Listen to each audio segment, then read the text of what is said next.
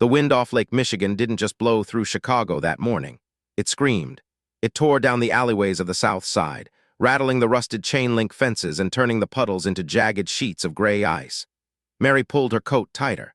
It was a men's coat, 3 sizes too big, the wool worn thin at the elbows. It smelled faintly of gasoline and old rain, but it was the only thing standing between her and the freezing temperature that threatened to stop her heart. She stood in line outside the sliding glass doors of City Plasma and Blood Center. It was 6 in the morning. The sun wasn't up, but the desperate were. Mary was 62 years old. She shouldn't have been standing in a line that smelled of stale cigarettes and despair. She should have been in a kitchen, smelling coffee brewing, perhaps grading papers or knitting a blanket for a grandchild. But those days were ashes now, buried under a pile of medical bills, a foreclosure notice, and a stroke of bad luck that hit her like a freight train 3 years ago. The doors hissed open. The line shuffled forward. Mary felt the dizziness hit her before she even stepped inside. She hadn't eaten a real meal in 2 days, just half a stale bagel she found behind a bakery and water from a public fountain, but she needed to be here. She needed the $40. Name. The receptionist asked without looking up. She popped a piece of gum loudly. Mary Higgins, she whispered. The receptionist typed, "You're early, Mary. You can't donate for another 2 days. System says so." Mary's heart hammered against her ribs. Panic, cold and sharp, flooded her chest. "Please," she stammered, her hands gripping the counter. Her fingers were red and chapped. "Please, check again. It's been a month since the special donation." The doctor said. He said my antibody levels were high. He said I could come back sooner. The receptionist sighed, a sound of heavy annoyance, and clicked a few more keys. She paused. Her eyebrows shot up. "Oh, right, the RH null protocol, the golden blood stuff. Hold on." She picked up the phone. Mary exhaled, her knees trembling. She didn't understand the science of it. She just knew that her blood was rare. Golden blood, they called it. To Mary, it didn't feel golden. It felt like the only currency she had left in a world that had decided she was worthless. She was literally selling her life force to buy a sandwich and a night at the heated shelter. A few minutes later, a nurse named Brenda came out. Brenda was the only soft thing in this hard place. She looked at Mary, really looked at her, and saw the gray pallor of her skin. "Mary, honey," Brenda said softly, leading her to the back. "You look like you're about to fall over. Have you eaten? I had a big breakfast." Mary lied. The lie tasted like ash. "I'm just tired." Brenda didn't call her out.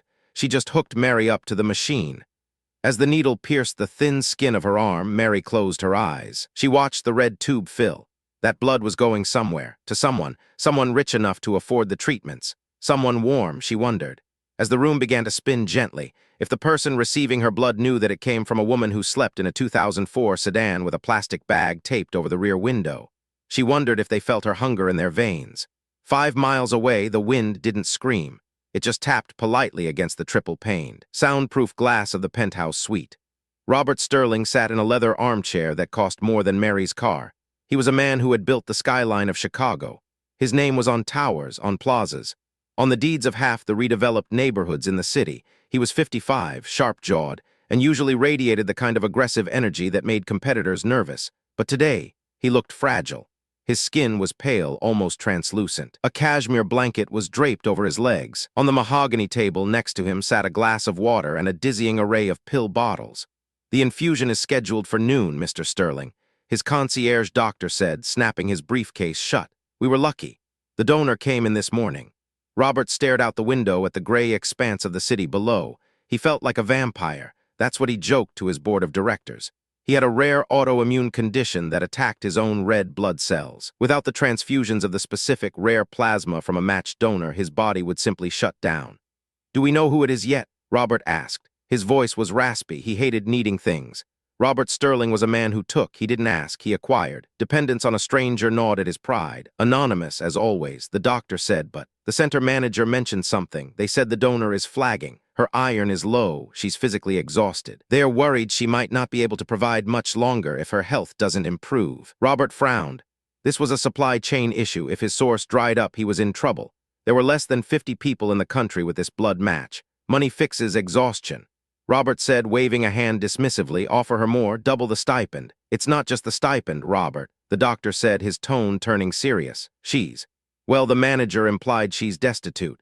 Homeless, perhaps. Money helps, but if she freezes to death on the street, your medicine is gone." Robert sat up straighter. The thought was jarring. His life, his empire, his future, was hanging by a thread held by a homeless woman. It was unacceptable. It was inefficient. "I want to meet her." Robert announced. That's against protocol. The doctor warned. I am Robert Sterling. He snapped, the old fire returning to his eyes. Protocol is for people who wait in line. I want to meet her. Today. Arrange it.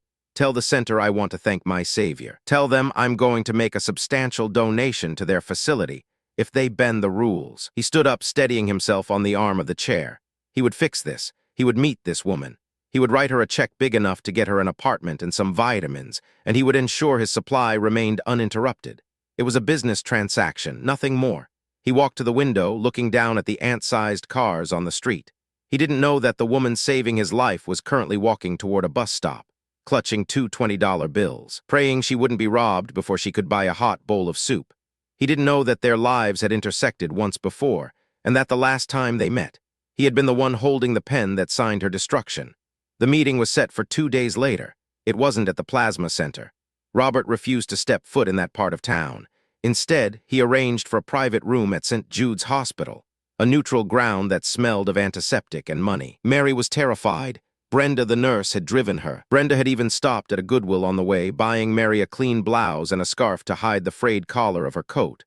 "Why does he want to see me?" Mary asked, pulling at the hem of the strange shirt.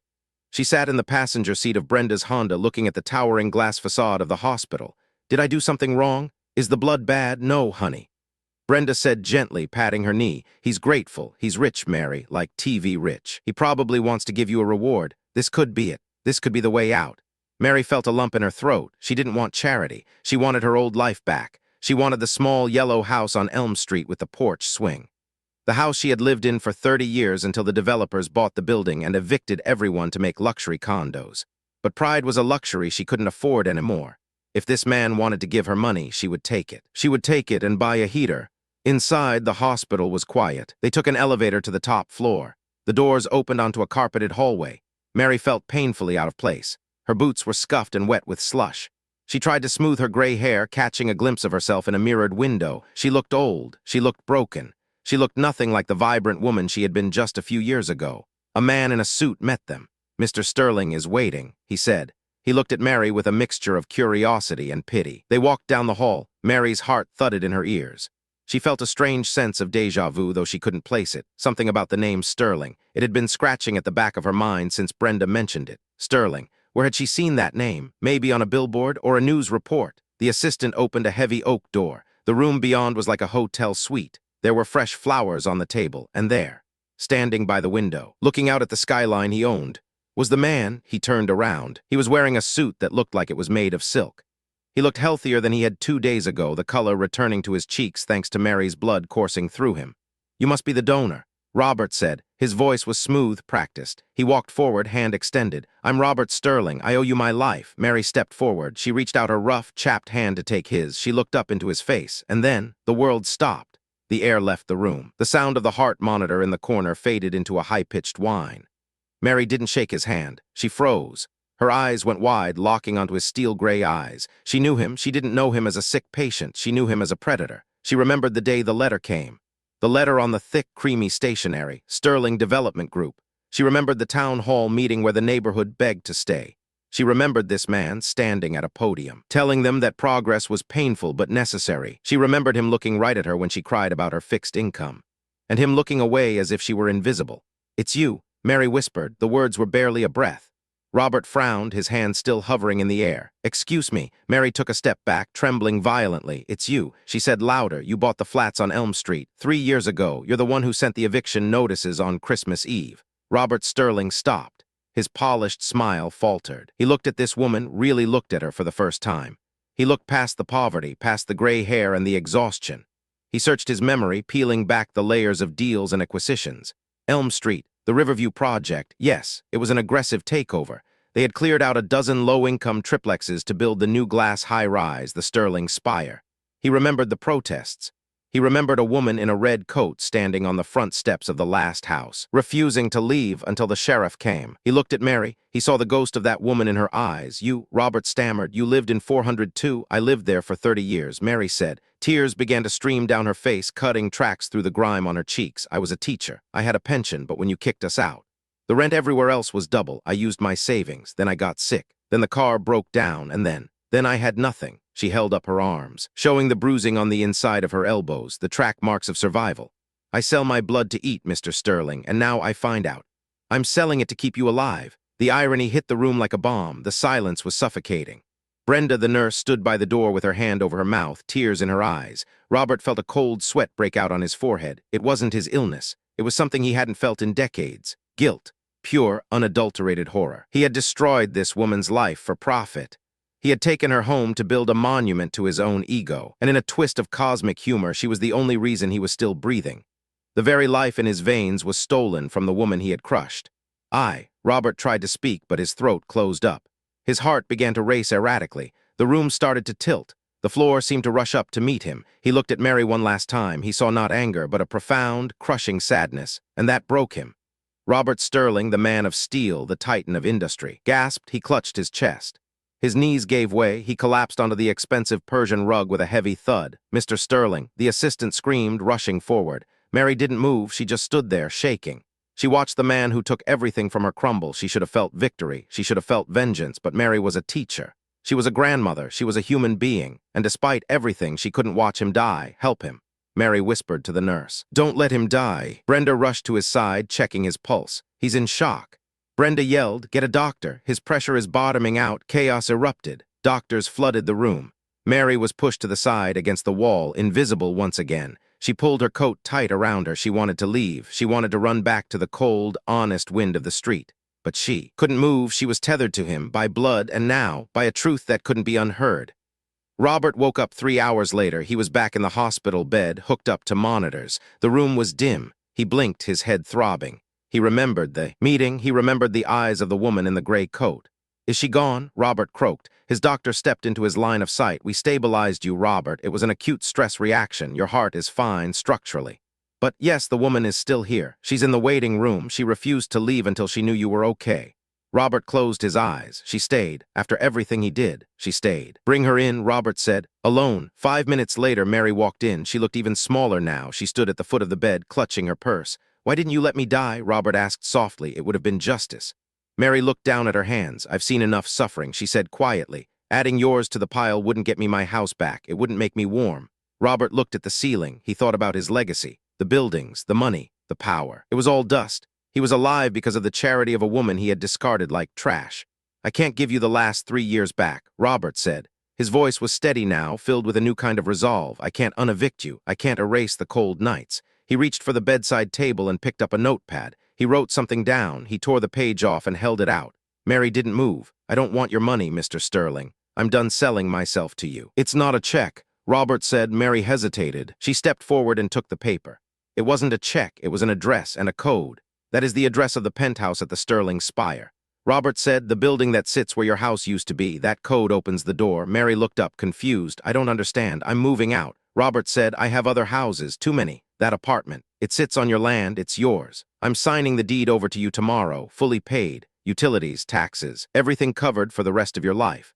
Mary gasped. Mr. Sterling, I can't live in a penthouse. I just want a home. It is a home, Robert said, and it's the only way I can sleep at night. Please, Mary, let me balance the ledger. You gave me blood. You gave me life. Let me give you shelter. He paused, his eyes watering. And I'm going to change the company policy. No more evictions without relocation assistance. I'm going to start a housing fund for the city. I'm going to fix what I broke. Mary looked at the paper. She thought of the cold car. She thought of the shelter. Then she thought of waking up in a warm bed overlooking the city she had loved for so long. Okay, Mary whispered. She looked at him, and for the first time she smiled. It was a small, fragile smile, but it lit up the room, but on one condition. Anything. Robert said, you need to eat better. She said sternly, her teacher voice coming back. My blood is good, but it can't do all the work. You look too skinny. Robert let out a laugh, a real, genuine laugh that hurt his ribs. Yes, ma'am, he said.